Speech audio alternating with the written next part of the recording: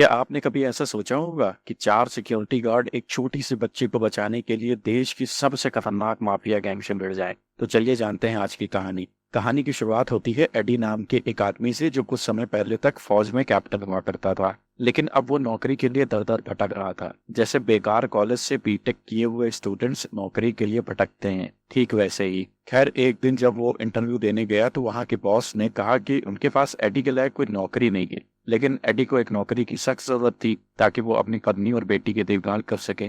वो मामूली से मामूली नौकरी करने को भी तैयार था, लेकिन वहाँ उसे कोई काम नहीं मिला। खैर, जब वो वापस लौट ही रहा था तो बॉस ने कहा कि पास के एक मॉल में सिक्योरिटी गार्ड की जरूरत है, लेकिन देख लेना तनख्वाह वगैरह काफी कम मिलेगी। पर एडी ने ज्यादा ना सोचते हुए उसी वक्त हाँ कर दी। दूसरी ओर हम यूएस मार्शल सर्विस के ऑफिसर्स को देखते हैं जो एक 11 साल की बच्ची, इसका नाम जेमी होता है, उसकी रक्षा कर रहे थे। असल में जेमी एक बहुत ही खतरनाक गैंग के खिलाफ इकलौती गवाह थी। ऑफिसर्स जेमी को सुरक्षित जगह ले जा रहे थे, पर अचानक कई गुंडों ने उन पर हमला कर दिया। ऑफिसर्स ने तुरंत जेमी को जंगल की ओर भाग जाने को कहा और खुद गुंडों का सामना करने लगे। बदकिस्मती से सभी ऑफिसर्स मारे गए, लेकिन जेमी अपनी जान बचाकर भाग निकली। उधर एडी ने फोन करके अपनी पत्नी को नौकरी मिलने की खुशखबरी दी और फिर मॉल की ओर निकल पड़ा। वहां उसकी मुलाकात वैंस नाम के एक सिक्योरिटी गार्ड से हुई। वैंस ने उसे बाकी के गार्ड से मिलवाया, जिनके नाम थे रूबी, मेसन और जानी। इसके बाद वैंस ने उसे सिक्योरिटी गार्ड की वर्दी दी और पूरा मॉल दिखाया।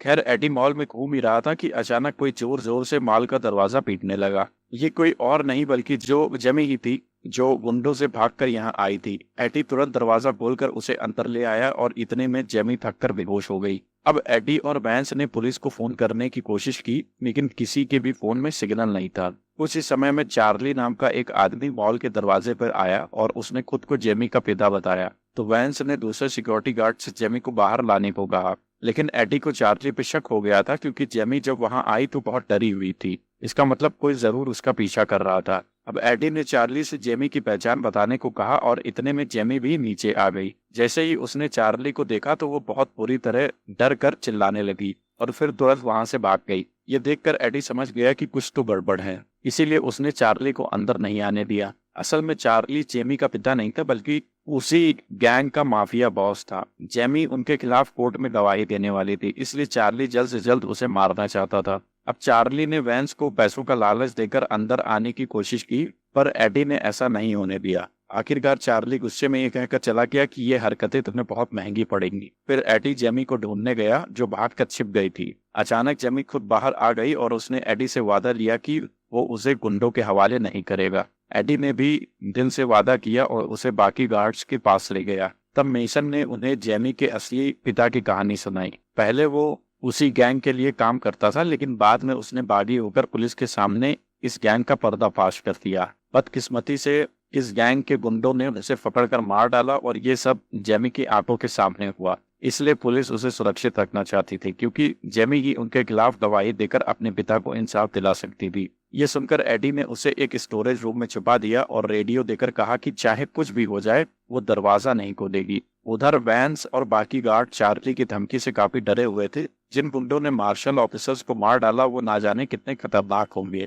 लेकिन एडी ने युद्ध के दौरान इतनी खौफनाक चीजें देख ली थी कि अब उसे किसी का डर नहीं था। उसने सब कुछ शांत करके अपना प्लान बताया और फिर एडी और बाकी गार्ड्स ने मिलकर चारों ओर जुगाड़ से बनाए हुए अपने बॉम्ब्स फिट कर दिए। खैर, जल्द ही चार्ली ने अपनी टीम के साथ मॉल पर धावा बोल दिया। एक शूटर छत पर चढ़ गया और बाकी गुंडों ने पीछे के दरवाजे से घुसने की कोशिश की, लेकिन एडी और उसकी टीम ने मिलकर कई गुंडों की हड्डी पसली एक कर दी। पर तभी एक गुंडे ने अंदर घुसकर वैंस पर हमला कर दिया, लेकिन रूबी ने ऐन वक्त पर आकर वैंस की जान बचाई। अब एडी ने अगला प्लान बनाया, जिसमें वैंस, रूबी और मेसन को मॉल के दरवाजे की सुरक्षा करनी थी। वही जानी का काम था थोड़ी सी हलचल होते की टॉर्च से सबको चौकन्ना करना। तभी जेमी भी बाहर आ गई और कहने लगी कि वो भी मदद करना चाहती है। इसी बीच चार्ली और उसकी गैंग अपने हैकर की मदद से मॉल के अंदर घुसने में कामयाब हो गए। अब जेमी ने बड़ी चालाकी से अपनी रिमोट कंट्रोल गाड़ी चार्ली के सामने भेजी और उसके गुंडों को भटकाकर बॉम्ब वाली जगह ले आई। चार्ली ने अपने गुंडों को जेमी को ढूंढकर तुरंत मारने का हुक्म दिया और कहा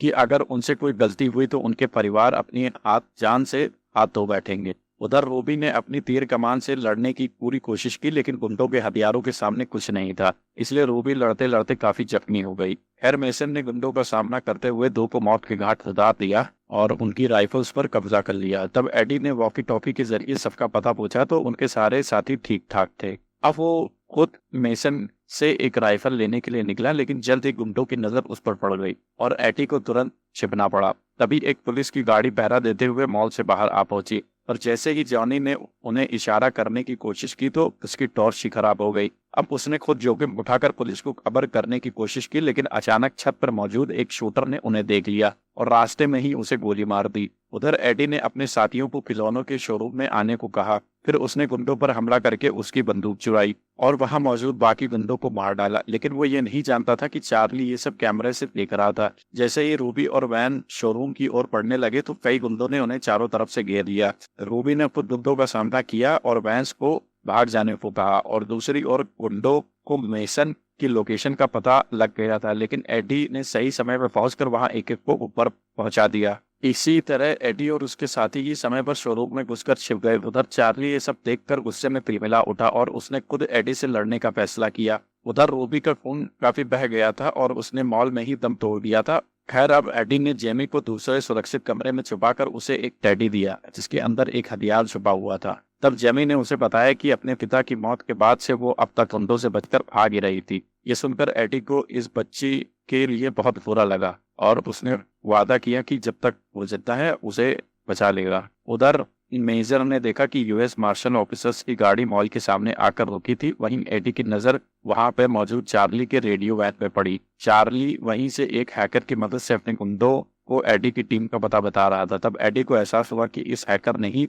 उनके मोबाइल सिग्नल बंद किए होंगे ताकि वो पुलिस को खबर ना कर सकें। अब एडी ने पीछे के दरवाजे से बाहर जाकर मार्शल ऑफिसर से बात करने का फैसला किया। साथ ही उसने वैंस को शोरूम के दरवाजे की रखवाली करने को कहा, लेकिन एडी के जाते ही गुंडों ने शोरूम पर हमला बोल दिया और वैंस को अकेले ही उनका सामना करना पड़ा। उधर मार्शल ऑफिसर ने एडी को पकड़कर उस पर बंदूक तान दी थी। एडी ने उन्हें समझाया कि उसने जेमी को अगवा नहीं किया, बल्कि वो तो यहाँ मॉल का एक सिक्योरिटी गार्ड है। फिर उसने मेसन को इशारा करके जेमी को बाहर लाने को कहा और तभी एडी की नजर ऑफिसर्स की गर्दन पे उस गैंग की बने टैटू पे पड़ी और वो तुरंत समझ गया कि ये कोई सरकारी अफसर नहीं बल्कि चार्ली के गुंडे हैं। लेकिन तब तक मेसन और जेमी बाहर आ गए थे और अचानक ऑफिसर्स के बेस में मौजूद उन गुंडों ने उन पर गोलियां चला दी। मेसन को तो गोली लग गई, लेकिन जेमी बचकर भागने में कामयाब रही।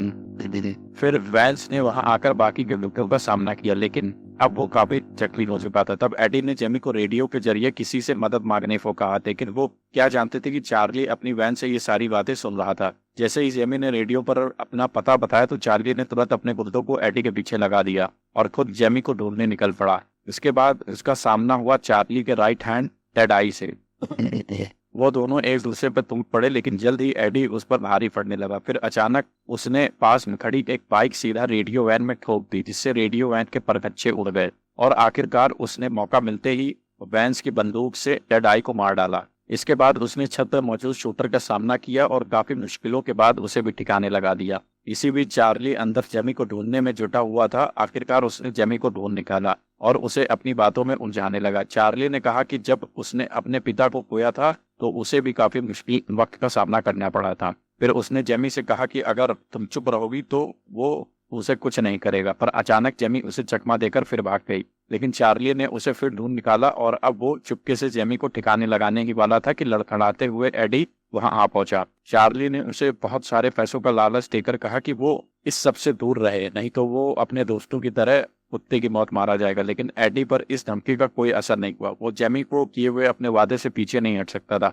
अभी अचानक जेमी ने टेडी बियर में छिपा हुआ हथियार निकाल लिया, जिससे पल भर के लिए चार्ली का ध्यान भटका और एडी ने मौका देखकर उस पर गोली चला दी। गोली सीधा चार्ली के सर में जा लगी और उसकी मौके पर ही मौत हो गई। आखिरकार जेमी ने पुलिस को फोन किया और वो तुरंत उसे बचाने के लिए आ पहुंचे। जाने से पहले जेमी ने एडी का शुक्रिया अदा किया और उसे थैंक्स कहा। और इसी के साथ ये मूवी खत्म होती है। मूवी कैसी लगी कमेंट करके जो तो बताइए। मिलते हैं अपनी नेक्स्ट वीडियो में, तब तक के लिए अलविदा।